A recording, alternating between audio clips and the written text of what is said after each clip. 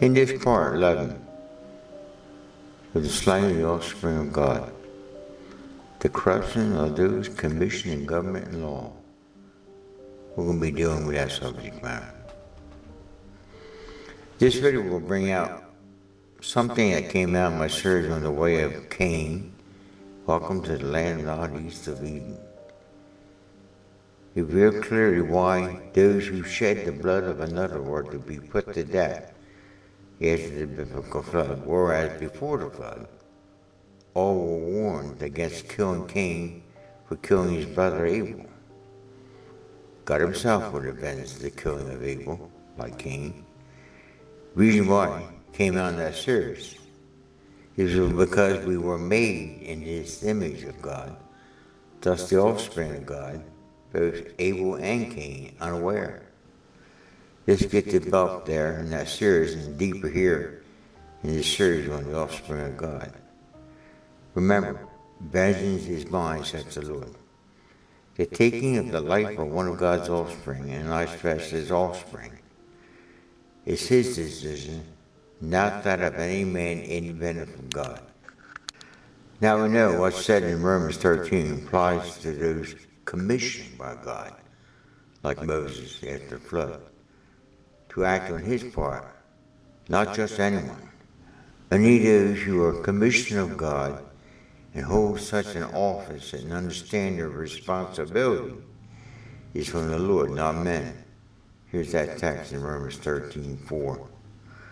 For he is the minister of God to thee for good. But if thou do that which is evil, be afraid. For he beareth not the sword in vain. For he is the minister of God, avenger to execute wrath upon him that does evil. In this generation of defunding the police, reveals the evil we're up against, implies to this matter of going the way of Cain in the end times as predicted by Jude in his writings. Remove this from our society and lawlessness prevails. Thus, as it was in the days of Noah, so shall it be in the coming of the Son of Man, Jesus. Just as Jude predicted, they will go in the way of Cain. So I ask you, can you see this? If not, just pick up a newspaper or listen to the news on TV or over the web. This is playing out before your very eyes. Sadly unaware, we are slaying the offspring of God, and in some cases, those who were to be commissioned by God are doing this slaying, but more so by the population in general. Either case, unaware, they are slaying the offspring of God, something that only God, as their Father, has that right. At his being long-suffering, must put them down for their slaying their brother, as Cain slayed Abel. Make the connection, and see this way of Cain deeper than most are seeing it, with the endless judging going on in our generation, and our biting and devouring one another, race against race, culture against culture, creed against gender and against creed and gender.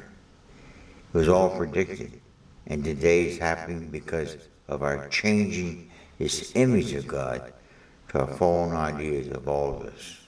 This matter of our changing the very image of God falls more on this church that was called to manifest this image of God beyond any idea that this secular world or the world of the cult ever came up with. The Apostle Paul revealed it as the mystery, a mystery that this church, this called out assembly, was called to be stewards of. It has forsaken its stewardship and replaced it with religious denominations too busy biting about one another that contributes to the slaying of the offspring of God unaware. The image of God remains a mystery because of the divisions of the flesh. We should have come to know that the unity of the Spirit of all humanity, and not human attempts to unify the flesh of race, culture, creed, or gender.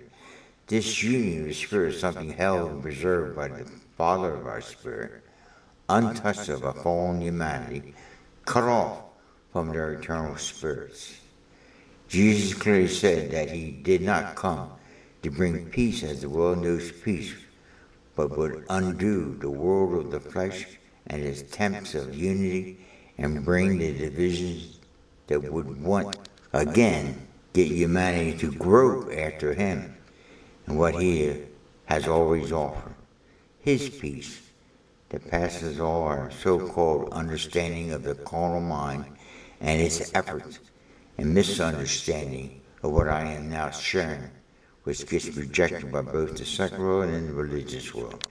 This world's hope of a world peace, this world's hope of a so-called global reset that only God himself could and has offered, needed someone to come and offer something that would divide this world, not against one another, but this one of false hope, peace and safety, who will bring sudden destruction that Jesus warned us about, one who seeks to destroy all flesh, meaning all humanity.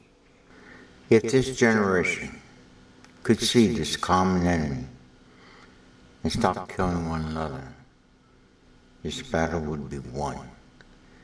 Yet this evil pits them all against one another, sitting in the shadows, laughing at the destruction of all flesh, something that we were warned would happen, needing God to cut those days short, that all would perish.